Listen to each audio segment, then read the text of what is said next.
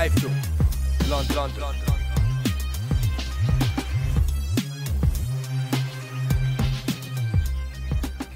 iFILM, London. This is James Holder for iFILM London. I'm in the Doubletree Hotel today in Sheffield for Richard Poxon's charity boxing event.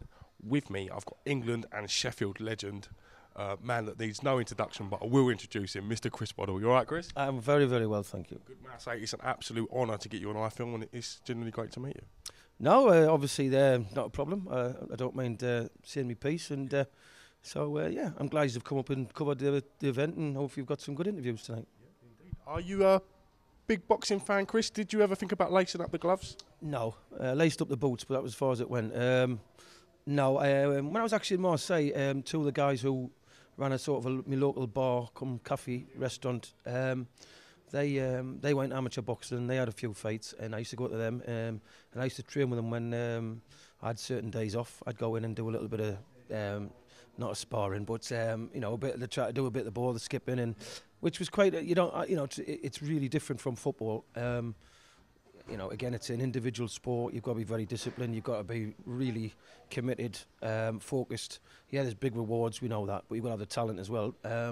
But it's always a sport I've enjoyed watching, I've got to say. But if somebody had said to me years ago, do you fancy having a go at getting in the ring, I would definitely have said no.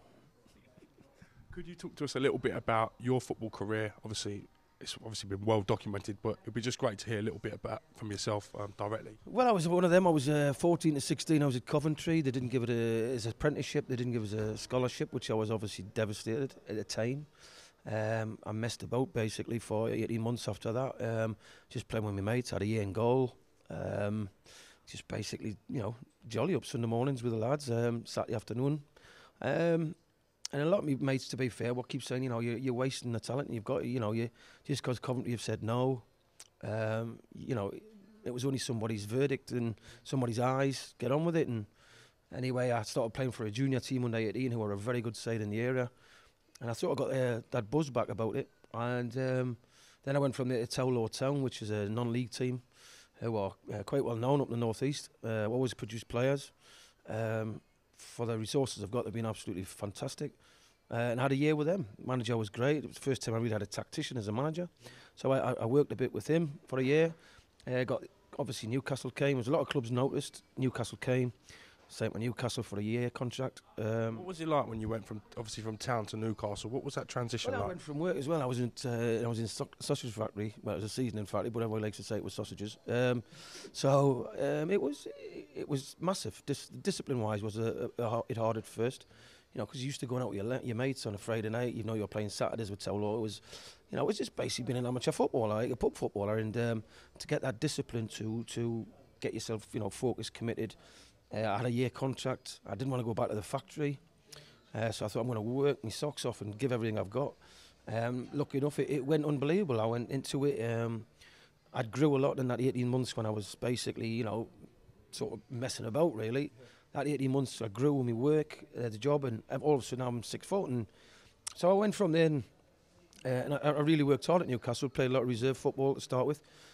Unbelievable start. I think my first 12 games I'd scored 11 goals in the reserves. Arthur Cox had come in as a manager, just probably as I'd been there a month, 3 weeks, he'd come in. And he says, I'm going to get your debut against Shrewsbury on a Wednesday night. And we won 1-0, Bobby Shinton scored. And I played away Chelsea on the Saturday. We lost 6-1 on match of the day and got subbed. And he left us out for about 3 months, put us back in. And I finished the season on 18 games, which by then they'd ripped my contract up and give us a 2-year. So I thought, right, I've got something to aim for. Then they ripped that one up after about another year, and I got another 2. So I ended up having 5 years at Newcastle. We won promotion. Great times with Keegan and playing with Beardsley, and great time to learn. So I sort of... Some team that was. Oh, it was brilliant. We scored so many goals. We were, that division, we went up on third then. It wasn't the playoffs, and we went up as third team, and but we scored a lot of goals, and we entertained all over. We weren't entertaining football side. 5-4 was a tremendous result for Newcastle fans then, and we all, every game we went out, it was just attack, and so we got up anyway. We crossed the line. Kevin retired. We went into league. Arthur Cox left, unfortunately, and Jack Charlton took over and had a year with Jack. We stayed up, but I felt I'd got an England squad, England team, and I just thought I need to go another notch now to cement that England place, and try and get into Europe. Tottenham had qualified for Europe. I'd signed for Tottenham. Unfortunately, then whatever happened in Heysel, we know, in the disaster, English clubs got barred. So all of a sudden I was at Tottenham, no European football. But I enjoyed it. I had 4 great years there. And Scoring 2 goals on your debut as well. yeah, against Watford. Yeah, I remember 2 headers as well. They are a rarity. So the second one I didn't know a great deal about. It actually hit us in the head, and it was so yeah, a great start on your debut as well to get the crowd on your side. It was a sticky year that for us though, because I was obviously never left the northeast. Things had happened very quickly for us, from the sausage factory to playing, you know. So it took us a while to settle. Lucky enough, we made some good friends, not just in the club, outside the club, and that helped us immensely. And once we got settled, I thought, great, signed a long-term contract with Spurs, and was quite happy. I was very happy with the club, and all of a sudden, the club agreed a fee with Marseille. Went over there, met them, saw the club, saw obviously Champions League was a big pull, and listen, financially it was unbelievable. And I just thought, what a great move, a dream move to play in the Champions League, and not just playing the Champions League, but actually have a chance of winning it. And so that was I had 3 years in Marseille. How did you like France? Did you take to France? Was it your kind of country? First 3 months was difficult, learning the language. The heat was unbelievable. You're talking about a holiday resort in a way, and I'm not been a great sun lover, and it was the first 3 months were really, really hard. I had a little daughter who was she was a year old, stuck in a hotel. I was waiting for a house which I'd rented was to be finished, and obviously with the heat and whatever, the builders were behind schedule. Eventually I got in, and once I got in I thought, right, it starts now, and this is it now. If I'm going to be a success in Marseille, it comes from now.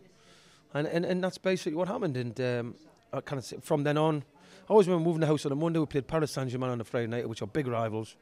We won 2-0 or 2-1. I scored a goal on the TV, which was a goal which I really enjoyed. And from then on, it just went up, and I couldn't do anything wrong really in Marseille. I had 3 years where it was like, I always used to class it the fantasy island. The only bloke I didn't meet was Tattoo, and it was literally that good, and it was like paradise. And anyway, 3 years, the club hit financial problems, and we all had to leave. Papan left, I left, Morsey left. There was a lot of players left. Anyway, I came back to Sheffield Wednesday, where I had 4 years and really enjoyed it. I mean, great club, Sheffield Wednesday, fantastic support. Good times as well. The team had just come off winning the League Cup in '91, finished 3rd in the league. I signed in that summer. So the next season was European football. Obviously, we got both cup finals, which we didn't win, unfortunately.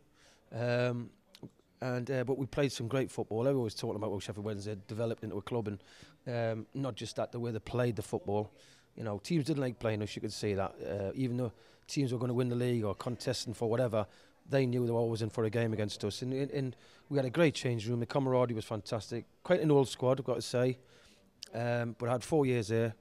And thoroughly enjoyed it. Then after that, obviously, I went around to people like Bradford, Sunderland, Falkirk, Torquay. Then I ended up playing 2 years at Worksop. I love non-league football, so that's where I went back to it. I started in it, loved it, went back to it, loved it. I had 2 great years at Worksop. Still play now over 40s, sat the league when I can if I'm not working. And signed for a pub team, haven't played yet this season. He's got a big squad. Still play a lot of football, a lot of charity games still. Still love getting the boots on. Just wish the legs would go a little bit quicker. But apart from that, thoroughly enjoyed it. Chris, I'm going to try and wrap this up because I don't want to take up too much of your time, but what was your personal greatest moment in football? And if I can ask you at the other end of the spectrum, what would be your worst footballing moment? The greatest moment? The greatest, I think everybody will say, I think the first time you put a shirt on as a professional is something you'll never forget. Because to be a footballer, your goal is to be a professional footballer. Yeah, you could be a YTS apprentice or a reserve player, but to actually be a professional player and say, look, whether it's one appearance or 500, you made that, where you dreamed of coming up, of saying, I want to be a pro. That was one of my goals. To play for England was the pinnacle, without a shadow of a doubt. To represent your country. Especially 62 times as well, mate. That was unbelievable. If somebody had said to me all this when I was in that factory, you would have done that, I would have just laughed at them, to be honest. Obviously, goals, you score in certain games, you always remember. Worst moments, I've got to say, I mean, people say obviously missing the pen in '90, which is something which, yes, I'd love to reverse. I would be a liar to say I'm not. I would probably say losing the Champions League final on pens again, and no, I didn't take one against Red Star Belgrade. Do you regret not taking a penalty in that final? No, because the lad actually who missed was Amaros, who played for France at 17, and he played so many games internationally. I don't think he'd missed one. And he said it was the only time he'd ever changed his mind when he ran up, ever. Yeah. Goalkeeper saved it, and obviously it cost her. But that team was such a fantastic team. I thought we deserved to win it. They just sat back Red Star, killed the game, played for the shootout. Obviously they got the reward. But that was a massive disappointment because that team was just unbelievable. You know, I've got so many of them ones where you look, 87, we didn't win against Coventry in the cup final. Spurs, what a team that was. Never beat the Arsenal in 93, which I thought on the replay we deserved. Didn't go that way. So there's a lot of disappointments. There's loads of trophies I would have lifted. I'd love to lift the FA Cup as a kid. That was my dream. Everybody loves the FA Cup. I love it. And I didn't lift it. I played in 2 finals, which obviously a lot of people never get a chance. But there's so many, nailies. But you look at the goods and you think, I won the league, French League 3 years running. And other things, certain games you remember and moments and when the teams did well. The one thing with football, it's not an individual sport. Not like Bradley Wiggins and whoever you want to be. That's all individual. Boxing's individual. It's all about a team when you play football. And I've been lucky to play in some great teams. And so as many lows as you can think. Yes, there's a lot where you feel disappointed with certain games or certain occasions. But there's still, you look at that side and you think, I've had some good times as well. So I really want to thank you for talking to iFILM London and genuinely giving us a little bit of information. I could personally talk to you for a long time, and for me, and I know many other people, will always remember you, shirt out, Sheffield Wednesday, stepping over and just completely baffling players. And it truly is an honour to speak to you, and thank you for giving iFILM London a bit of your time. Not a pleasure, not a problem at all. And listen, there's always people who enjoy. I think entertaining on the pitch has always been the hardest part. I loved it. Obviously, you get a gift and you try and use it in the right way, but. Listen, I love playing football. I loved entertaining, and unfortunately, the modern day football is not as many around as it used to be. There's still good players around now. Your Messis and your Ronaldos are phenomenal players, and we need that to keep coming through. And I just wish that would be a bit more English or British, because our game needs it.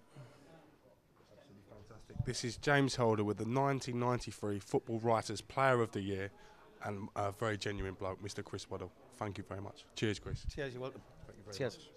London.